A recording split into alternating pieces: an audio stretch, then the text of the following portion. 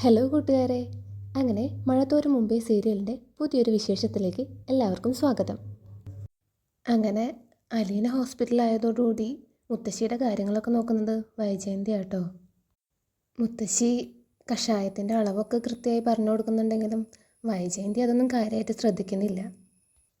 ഇത്രയൊക്കെ മതി, അമ്മ ഇതങ്ങ് കുടിച്ചേ, ഇതൊക്കെ കഴിച്ചിട്ടും വലിയ ഗുണമൊന്നും ഇല്ലല്ലോ എന്നൊക്കെ പറയുന്നുണ്ട് വൈജയന്തി. ഇത് കേൾക്കുമ്പോൾ മുത്തശ്ശിക്ക് ദേഷ്യം വരുന്നുണ്ട് കേട്ടോ. അപ്പം മുത്തശ്ശി പറയുന്നുണ്ട്, എൻ്റെ ഈ പ്രായം കടന്നിട്ടേ നിനക്കൊക്കെ മുന്നോട്ട് പോകാൻ പറ്റുള്ളൂ. ഇത് കേൾക്കുമ്പോൾ വൈജയന്തി പറയുന്നുണ്ട് കേട്ടോ, ഓ എനിക്ക് അമ്മയുടെ അത്രയൊന്നും ആയുസൊന്നും വേണ്ട, എനിക്ക് അതിന് മുന്നേ പോയാൽ മതി എന്ന് പറയുന്നുണ്ട് കേട്ടോ. ഇത് കേൾക്കുമ്പോൾ മുത്തശ്ശി പറയുന്നുണ്ട്, ഇങ്ങനെ പറഞ്ഞവരൊക്കെ ഇരുന്നും കിടന്നും ഇറങ്ങിയൊക്കെ തന്നെയാണ് പോയിട്ടുള്ളത്. ഇത് കേൾക്കുമ്പോൾ വൈജയന്തിക്ക് ചെറുതായിട്ട് ദേഷ്യം വരുന്നുണ്ടെങ്കിലും ആൾ തിരിച്ചൊന്നും പറയുന്നില്ല കേട്ടോ. പിന്നെ വൈജയന്തി ചോദിക്കുന്നുണ്ട്, അമ്മ അലീനയോട് ആഗ്രയിലത്തെ കാര്യം എന്തെങ്കിലും പറഞ്ഞായിരുന്നോ? അപ്പോൾ മുത്തശ്ശി ചോദിക്കുന്നുണ്ട്, ആഗ്രയിലത്തെ എന്ത് കാര്യമാണ്?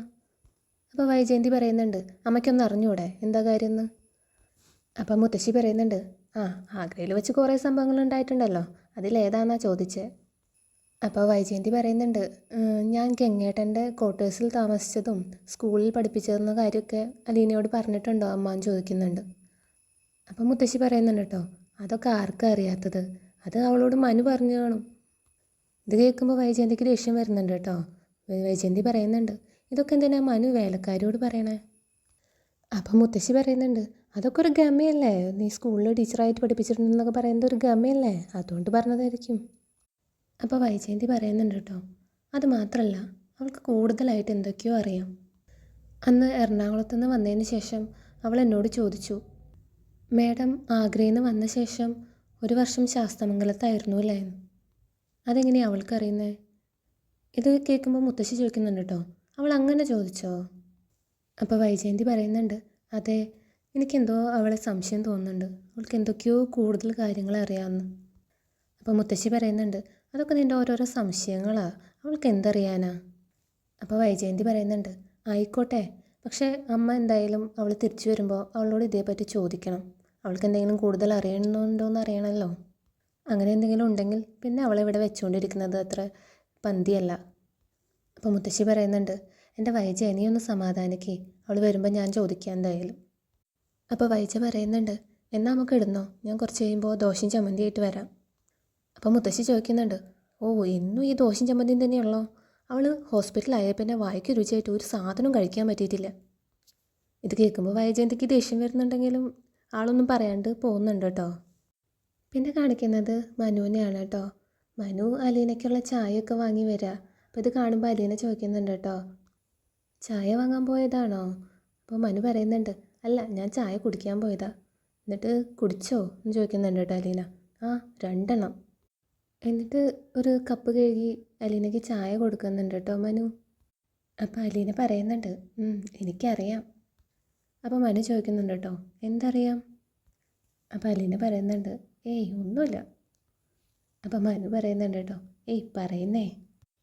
അല്ല മനുവേട്ട, എനിക്ക് ചായ വാങ്ങിക്കാൻ പോയതാണെന്ന് എനിക്കറിയാം. അപ്പം മനു ചോദിക്കുന്നുണ്ട്, ആയിക്കോട്ടെ, അതിനെന്താ? അപ്പം അലീനൊന്നും മിണ്ടുന്നില്ല കേട്ടോ. ആ സമയം ഡോക്ടർ ശർമ്മ വരുന്നുണ്ട് കേട്ടോ അലീനെ കാണാൻ. അലീന ഡോക്ടറോട് താങ്ക്സ് ഒക്കെ പറയുന്നുണ്ട് കേട്ടോ. ഡോക്ടർ വന്നില്ലായിരുന്നെങ്കിൽ ഞാനിപ്പോൾ മണ്ണിനടിയിലായേനെ എന്നൊക്കെ പറയുന്നുണ്ട് കേട്ടോ അലീന. അപ്പോൾ ഡോക്ടർ പറയുന്നുണ്ട്, താങ്ക്സ് എന്നോടല്ലടോ, റിങ്കുവിനോടാ പറയണ്ടേ, അവനാ എനിക്ക് നിന്നെ കാണിച്ചു തന്നത്. ഞാനൊരു ആംബുലൻസ് വിളിച്ചു എന്ന് മാത്രം, അവനെ ആംബുലൻസ് വിളിക്കാൻ പറ്റില്ലല്ലോ, അവനറിയാവുന്ന ആംബുലൻസ് ഞാനാ. നമ്മുടെ മനുവും അതേപോലെ ഡോക്ടറോട് താങ്ക്സ് പറയുന്നുണ്ട് കേട്ടോ അലീനെ രക്ഷിച്ചതിന്. ഇത് എൻ്റെ ഹൃദയത്തിൽ തട്ടി പറയുന്നതാ എന്നൊക്കെ നമ്മുടെ മനു പറയുന്നുണ്ട് കേട്ടോ. അപ്പോൾ ഇതൊക്കെ കേൾക്കുമ്പോൾ അലീനയ്ക്ക് ഭയങ്കര സന്തോഷമാകുന്നുണ്ട്. അങ്ങനെ അലീനോട് ബൈ പറഞ്ഞ് ഡോക്ടർ പോകുന്നുണ്ട് കേട്ടോ. പിന്നെ കാണിക്കുന്നത് രോഹിത്തിനെയും ഹരീനെയാണ് കേട്ടോ. അപ്പോൾ രോഹിത്ത് പറയുന്നുണ്ട്, ഇന്നലെ എന്തുമാത്രം പേടിച്ചതാണ് നമ്മൾ, ഞാൻ വിചാരിച്ചു നമ്മുടെ ജീവിതമൊക്കെ തീർന്നു എന്ന്. അപ്പോൾ ഹരി പറയുന്നുണ്ട്, എനിക്കതിന് നിൻ്റെ അത്ര പേടിയൊന്നും ഉണ്ടായിരുന്നില്ല. അപ്പോൾ രോഹിത്ത് പറയുന്നുണ്ട് കേട്ടോ, അതിന് നിനക്ക് എൻ്റെ അത്ര ബുദ്ധിയൊന്നും ഇല്ലല്ലോ. അപ്പോൾ ഹരി പറയുന്നുണ്ട്, എന്നാലും അവൾ എന്ത് പെണ്ണാടാ, മനുഷ്യന്മാരായ ജീവനിൽ കൊതിയുണ്ടാവില്ലേ, ഇത് അതുമില്ല. അപ്പോൾ രോഹിത്ത് പറയുന്നുണ്ട്, എന്തായാലും നീ അവളെക്കുറിച്ച് പറഞ്ഞതും ആലോചിച്ചതൊക്കെ വെറുതെ ആയിരുന്നു, വെറും അട്ടർ നോൺസെൻസ് ആണ് കേട്ടോ. അപ്പോൾ ഹരി പറയുന്നുണ്ട്, ഇതെൻ്റെ ജീവിതത്തിൽ ആദ്യത്തെ അനുഭവമാണ്, അപ്പോൾ രോഹിത് പറയുന്നുണ്ട്, എന്തായാലും മല പോലെ വന്നത് എലി പോലെ പോയി.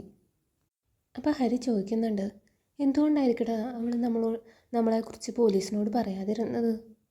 അപ്പോൾ രോഹിത് പറയുന്നുണ്ട്, കോടതിയും കേസൊക്കെ ആയിരുന്നു നടക്കാൻ അവൾക്കാരും ഇല്ലല്ലോ.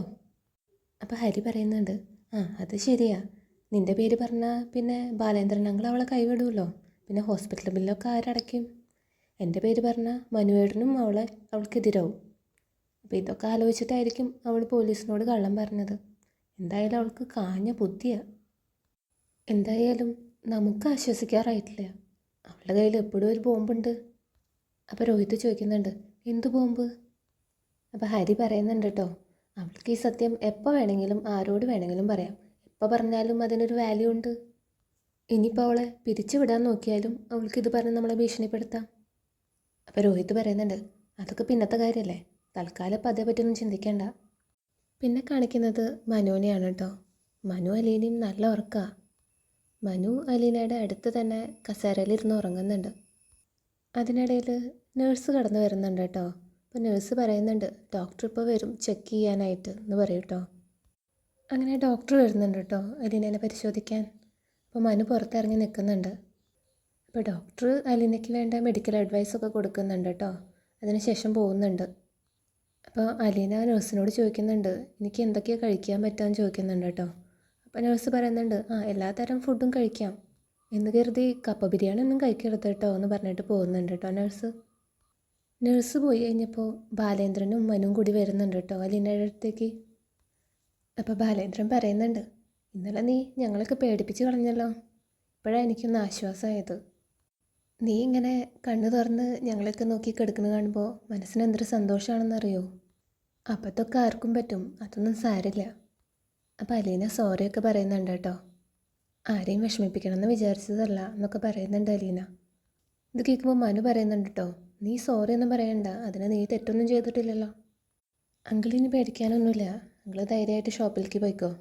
ഇത് കേൾക്കുമ്പോൾ ബാലേന്ദ്രൻ ചോദിക്കുന്നുണ്ട് കേട്ടോ, ഷോപ്പിലേക്ക് പോകാനോ? അപ്പോൾ ഇവിടെ ആരെങ്കിലുമൊക്കെ വേണ്ടേ? അപ്പോൾ മനു പറയുന്നുണ്ട്, അതിന് ഞാനുണ്ടല്ലോ അങ്കിളെ. നിനക്ക് ജോലിക്കൊന്നും പോകണ്ടേ മനു ചോദിക്കുന്നുണ്ട് കേട്ടോ ബാലേന്ദ്രൻ. അപ്പോൾ മനു പറയുന്നുണ്ട്, എനിക്ക് വർക്ക് ഫ്രം ഹോം അങ്കിളെ, എൻ്റെ ലാപ്ടോപ്പ് വണ്ടിയിലുണ്ട്, ഞാൻ കുറച്ച് കഴിയുമ്പോൾ അത് എടുത്തുകൊണ്ട് വരും, എനിക്കിവിടെ ഇരുന്ന് വർക്ക് ചെയ്യാമല്ലോ. അപ്പോൾ ബാലേന്ദ്രൻ പറയുന്നുണ്ട്, അപ്പോൾ ഓക്കേടാ, അപ്പോൾ നീ ഇവിടെ നിന്നോ, താങ്ക് യു, നീ ഉള്ളത് നന്നായി, ഞാൻ എന്തായാലും ഉച്ച കഴിയുമ്പോൾ വരാം എന്ന് പറഞ്ഞിട്ട് ബാലേന്ദ്രൻ പോകുന്നുണ്ട് കേട്ടോ. എന്തായാലും ബാലേന്ദ്രനോട് സത്യങ്ങളൊന്നും മനു പറയുന്നില്ല കേട്ടോ, അലീനയും പറയുന്നില്ല. പിന്നെ കാണിക്കുന്നത് കമലേനെയാണ് കേട്ടോ. കമല വൈജയന്തിനെ ഫോൺ വിളിക്കുന്നുണ്ട്. എന്താ വൈജയ്, നിങ്ങളുടെ വേലക്കാരിക്ക് കൂട്ടിരിക്കാൻ എൻ്റെ ചെക്കനെ കിട്ടിയുള്ളൂ? അപ്പോൾ വൈജയന്തി പറയുന്നുണ്ട്, അതിന് അവനോട് ആരോ കൂട്ടിരിക്കാൻ പറഞ്ഞേ, അവൻ സ്വമനസാല ചെയ്യണതാ, ഞങ്ങൾക്കൊന്നും ചെയ്യാൻ പറ്റില്ല. അപ്പോൾ കമല പറയുന്നുണ്ട് കേട്ടോ, നിങ്ങൾക്ക് അവനൊന്ന് ഉപദേശിച്ചുകൂടെ വൈജയ്, ഞങ്ങളുടെ വീട്ടിലെ വേലക്കാരിക്ക് നീ ബൈസ്റ്റാൻഡറായി നിൽക്കണ്ടെന്ന് നിങ്ങൾക്കൊന്ന് പറഞ്ഞുകൂടെ അവനോട്? അപ്പോൾ വൈജയന്തി പറയുന്നുണ്ട്, അതിനവൻ കൊച്ചു കുട്ടിയൊന്നുമല്ലല്ലോ, അവൻ ഈ കാര്യങ്ങളൊക്കെ അറിയാം. ഞാൻ കമലേച്ചിയോട് മുൻപേ പറഞ്ഞിട്ടുള്ളതല്ലേ അവൾ അവനെ മയക്കിയെടുത്തു എന്ന്. ഇപ്പം എന്തായി? അപ്പോൾ കമല പറയുന്നുണ്ട്, ഇതിപ്പോൾ വല്ലാത്തൊരു നാണക്കേടായല്ലോ, എന്താ ഇപ്പോൾ ചെയ്യുക വൈജയ്, നമുക്ക് ബാലേന്ദ്രനോട് പറഞ്ഞാലോ അവനൊന്ന് ഉപദേശിക്കാൻ? അപ്പോൾ വൈജയ് പറയുന്നുണ്ട്, നല്ല ആളാ, അവർ രണ്ടാളും ഒറ്റക്കെട്ടാ ഈ കാര്യത്തിൽ. ഇതൊക്കെ ബാലേന്ദ്രൻ കേൾക്കുന്നുണ്ട് കേട്ടോ അടുത്തു നിന്ന്. ബാലേന്ദ്രനെ കാണുമ്പോൾ വൈജയന്തി നിർത്തുന്നുണ്ട്. അപ്പോൾ ബാലേന്ദ്രൻ പറയുന്നുണ്ട്, നിർത്തണ്ട, പറഞ്ഞു. പണ്ട് ഞാൻ വിഗ്രഹം പോലെ കണ്ടിരുന്ന ആളാ, ആ ആളുടെ വായിൽ നിന്ന് വരുന്ന വാക്കുകളാണിത് എന്ന് പറഞ്ഞിട്ട് ബാലേന്ദ്രൻ അകത്തേക്ക് കയറി പോകുന്നുണ്ട് കേട്ടോ. അപ്പോൾ കമല ചോദിക്കുന്നുണ്ട്, ആരാ വൈജയ് അത്, ബാലേന്ദ്രനാണോ? അപ്പോൾ വൈജയ് പറയുന്നുണ്ട്, ബാലേന്ദ്രനാ, ഞാൻ പറഞ്ഞതൊന്നും പിടിച്ചിട്ടില്ല. അപ്പോൾ കമല പറയുന്നുണ്ട്, അവർ രണ്ടുപേരും സെറ്റാണെങ്കിൽ പിന്നെ നമ്മൾ പറഞ്ഞിട്ട് എന്താ കാര്യം? ശരി വൈജയ്, നീ വെച്ചോ, ഞാൻ എൻ്റെ വിഷമം കൊണ്ട് വിളിച്ചതാ. ഇത്രയാണ് ഇന്നത്തെ വിശേഷങ്ങൾ. ഇനി നാളെയാണ് കേട്ടോ മനു വീട്ടിലേക്ക് വരുന്നതും ഹരീനായിട്ട് അടിക്കുന്നതൊക്കെ. അതൊക്കെ ഇനി നാളത്തെ എപ്പിസോഡിലാണ് വരാൻ പോകുന്നത്. വീഡിയോ ഇഷ്ടപ്പെട്ടാൽ ലൈക്ക് ചെയ്യാനും സബ്സ്ക്രൈബ് ചെയ്യാനും മറക്കല്ലേ. അപ്പോൾ പുതിയ വിശേഷങ്ങളുമായിട്ട് അടുത്ത വീഡിയോയിൽ കാണാം. Thank you.